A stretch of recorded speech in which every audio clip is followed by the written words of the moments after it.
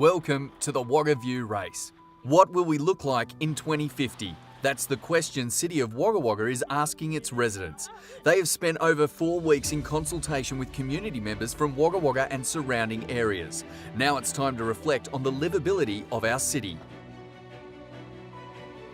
3 teams have been tasked with completing challenges around the city of Wagga Wagga, from saving a victim at a fire to figuring out what is heritage listed in the city. Pathways students from TAFE Riverina Institute are Team 1. The leisure company is Team 2, and the final team is made up of employees from the Multicultural Council. The rules are clear. Wear the right clothes. Stay safe. Do not break the law. And be aware of emergency contacts. Each task is worth a certain amount of points, and the fastest team will be rewarded with bonus points. But before they even start the race, the teams had to nominate which of 3 challenges they would choose out of the following. The All Sorted Challenge, worth 20 points, is about sorting rubbish and recycling. Over the Bar, worth 10 points, is about understanding bar rules and regulations whilst making a mocktail at TAFE Riverina Institute. Park Time is also worth 10 points. It's about planting the right trees to build the right habitat for our wildlife. We'll find out which they chose in a moment. It will be a race against the clock, a race that uses their brains, and a race that finds out if there are obstacles in our community or not. The very first challenge sees the teams choosing a way to get to Turvey Park Fire Station safely. Will they use a bus, a taxi, or will they walk? It seems the general consensus is to catch a cab with their limited budget.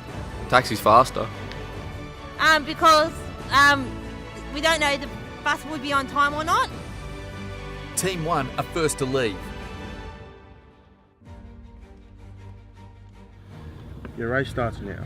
An alarm has sounded at the Turvey Park Fire Station. Without using private transport, make your way to the station and kit up. You are required to dress in fire attire as a team and complete the emergency task. We'll just jump out and chuck all that stuff on real quick. At Turvey Park Fire Station, the teams are given specific instructions from the station master. The fire challenge emphasises the importance of being emergency ready and the benefits of having these services available in our city. Touch the nozzle. On the fence over there is your target, and next to the fence is a dummy that you're going to have to drag back. So all we're going to do is roll out the hose, connect the nozzle, knock the fire over, and then drag the dummy back to the truck.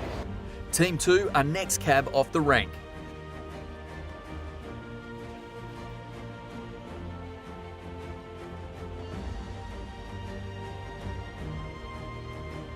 They arrive at Turvey Park in the same time as the boys.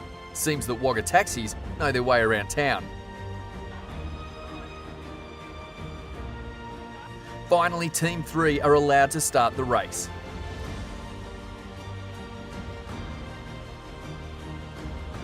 Even at this early stage of the race, they are strategising how to earn bonus points.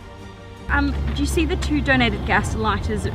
Should we be looking out for things while we're talking, because we might be missing? Would that be at the botanical garden? Yeah, we didn't go very well because we rushed into it and didn't read the sheet beforehand, which told you what to look out for, so I didn't know what I was looking for. The multicultural team arrive at the fire station, and again, it's in the same time as the others. They're required to dress in fire attire, and as a team, they must complete the emergency task. Members will need to man the hose and drag someone to safety. Once they've completed the emergency task, the station officer will hand them the next clue. Did the teams find anything particularly challenging when it came to the first fire task? Yeah, the body wasn't very heavy. I didn't think it was very heavy. We're pretty strong. No comment. Putting the clothes on was hard for me.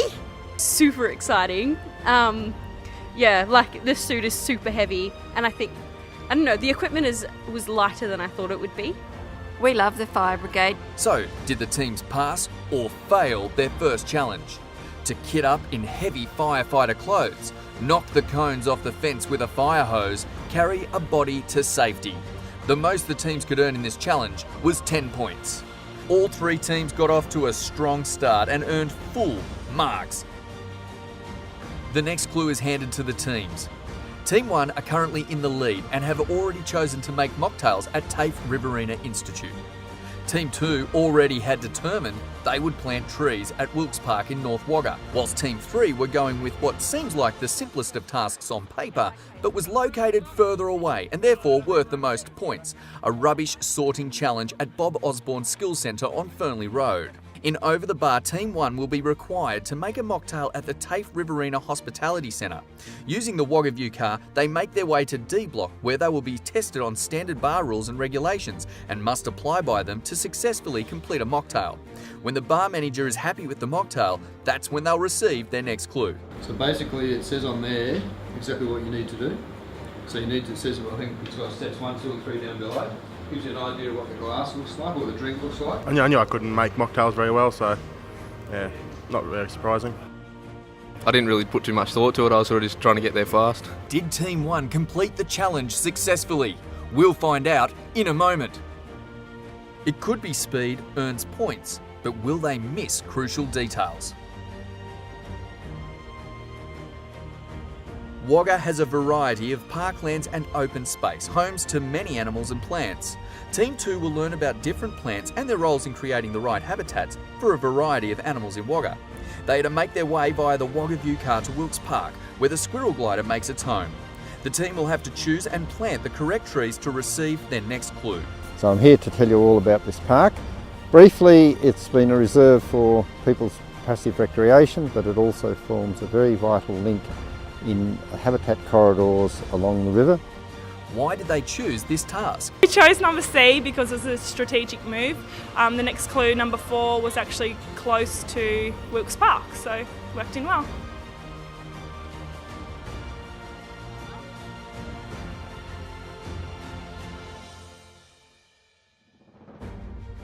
It seems like an easy task, sorting recyclables from garbage, but why did Team 3 choose this challenge? As soon as we knew which one had the most points, we thought we needed to do that because we thought we might be slow. In this task, Team 3 will be required to make their way in the Wagga View car to the Bob Osborne Skills Centre. Here, they will find a sorting station where they will have to correctly sort 10 items of common rubbish into the appropriate bins.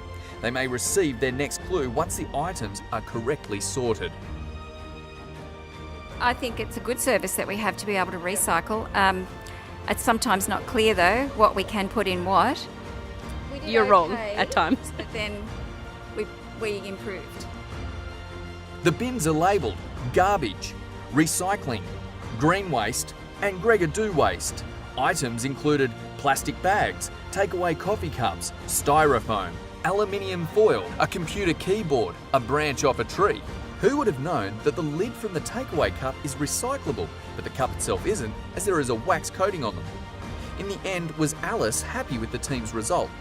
You did really well. I like that. I'm glad that we got a little bit of second go. No, that's really good. So I'm very happy Thank to you. hand Yes, over of your course. next clue. Let's find out how each team went. According to TAFE teacher Jim Creed, the boys followed the bar rules and deserved a full pass, 10 points. At the Bob Osborne Skills Centre, Team 3 received a full 20 points, the highest for this round, which now places them in the lead. Team 2 now have to choose from a variety of trees which one is right for the squirrel glider's habitat.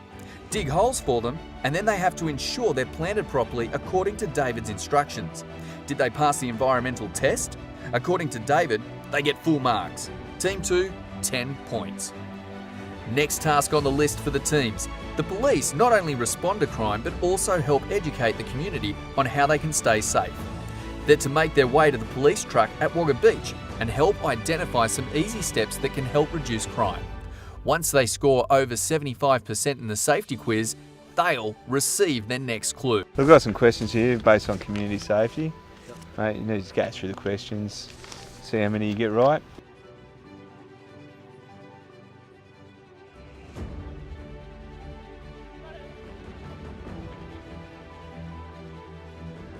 It's a tough challenge. Some of the 15 questions asked include, you're going on a holiday and your house will be unoccupied for 2 weeks. What should you not do before leaving? The correct answer is pull the curtains closed, as during the daylight hours, closed curtains are a giveaway that a house could be unoccupied. Another question is, what is the most common way in which burglars gain access to houses? Some of the options in the multiple choice answer were, they pick locks on doors, they force doors or break windows. They enter through cat flaps or removing slates or tiles off the roof. Which one would you have said? The correct answer? By forcing through doors or breaking windows. However, a staggering proportion of burglaries take place via unlocked doors or windows.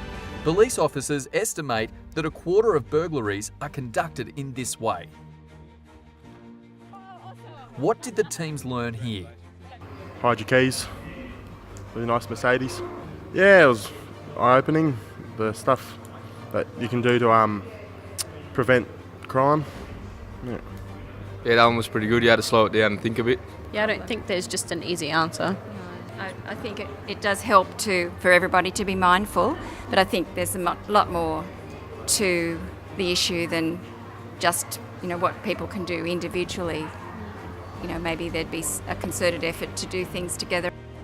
Did Officer Tim Burke score the teams over the required 75%? It seems our teams know how to keep safe, with all three getting the full 10 points.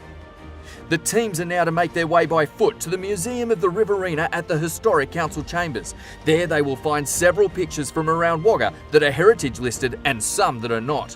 The task tests whether or not our community knows what heritage status is, and contestants will be asked to mark the 3 places that are heritage listed and the 3 that are not correctly to receive their next clue. This task is about heritage. Heritage properties are listed for various reasons. Might be architectural, might be socially significant, might be a place where something happened. What does it mean to be heritage listed? It turns out the only 3 properties on the list that are not heritage listed were the fire station, the ABC building and the RAF Museum. The ones that ended up being heritage listed were Romano's, Farrell Lusher Solicitors and the Prince of Wales. Did the teams know as much about heritage properties as they thought they would? Which ones did they pick? The RAF base for sure. Yeah, I thought a heritage listed was just if it was really old, but that's not exactly the case. Because heritage is different things for different people, so it's really hard to know. But the lady that was there explained that it was not necessarily about age, it could be social connection and all of that. Yeah, I reckon it's important for our future to make sure those buildings are around for our kids and their kids. According to Camilla, the teams did well, but it did take a few goes. All teams found the task just as difficult, so they all received a pass with 5 points each out of a total of 15.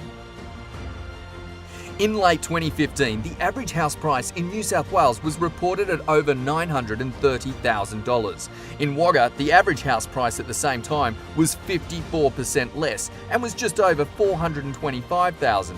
The teams are to make their way to Fitzpatrick's Real Estate and order the properties in the front window by price, from lowest to highest. Along the way, the contestants were asked to answer a series of bonus questions in order to earn even more points. The questions have answers all along Baylor Street. See if you can find them on your next walk through our city. What award was given to Robert Brunskill by Rotary? The answer? The Paul Harris Fellowship Award. Question 3. In what year were the 2 donated gas lights erected? The answer? April 1993. Question 4. How many fixed bins are located between the Civic Centre and the Sturt Mall on the main street? You won't believe it, but the correct answer is 21. And the final question. What children's game is displayed as a public art piece? Hopscotch and Snakes and Ladders. Did you get them all right? The Fitzpatrick's Property Challenge seemed simple at first. Place the properties in order from least expensive to the most expensive. This task was more detailed though, and focused on affordability, raising questions for the contestants to consider, such as what buyers can afford in different price brackets. The lowest price house in the task was $279,500, with the highest worth $1.85 million. Teams had to take into consideration the location, elements of the property, and local knowledge. How did the teams fare? Yeah, like I said, I went to school, so I'm pretty familiar with the suburbs here, which ones are the expensive ones and which ones aren't desirable. Not really, I was just going off how many bedrooms and carports and bathrooms they had. Housing prices here are actually reasonable. There's some great houses anyway that you can buy in Wagga that are well priced. How did Helen Woodhouse rate the teams? Teams 1 and 2 again took 3 goes, receiving a pass of 5 points each from a possible 15. Team 3, however, only took 2 goes, so they received the highest pass with 10 points. The teams are nearly there. They now have to make their way back to the Wagga View shopfront in the Sturt Mall to finish their race. Who was the fastest? Who earned the most points? And who won the race? Let's start with the fastest team. Finishing at 1 hour, 2 minutes and 58 seconds was the TAFE students, Jamal and Adam. Would they have done anything differently if they'd had their time again? Probably read those bonus questions at the start rather than just sprinting off. A wise decision. In total, the boys received 60 points. But will that be enough to win the race? Finishing at 1 hour, 11 minutes and 26 seconds was Team 2, the Leisure Company. Who did they think had won? We'll go with the sprinters. How did they find the flow of traffic whilst racing? Were there any obstacles worth mentioning? No, it was pretty good. Yeah, it was Awesome. good, yeah. Had a good driver. It was safe, so. And finally finishing third on time, but not necessarily on points, was the Multicultural team at 1 hour, 25 minutes and 40 seconds. What was their favourite challenge? No, we're catching it. Yeah, the fire station for sure. That was great. Speed is one thing, however points determine the winner. In the end, the highest point scorers were the Multicultural Council with 90 points. They collected 60 points from the challengers and an extra 30 bonus points. Looks like the early looking around paid off. They were followed by the Leisure Company with 65 points. That means the TAFE students finished first on time and received extra points for doing so. However, they failed to pick up a single point in the bonus challenge as they ran off too quickly, and they didn't even realise the bonus round was written in the bag until they'd come back to the Sturt Mall. In total, as mentioned, they finished with 60 points. Sounds like the tortoise and the hare all over again. That's been the Wagga View race. It seems that, for competitors at least, Wagga Wagga has a great CBD with a good flow of traffic, outstanding emergency responses and personnel, a safe environment and rich cultural and architectural history. Thanks for watching.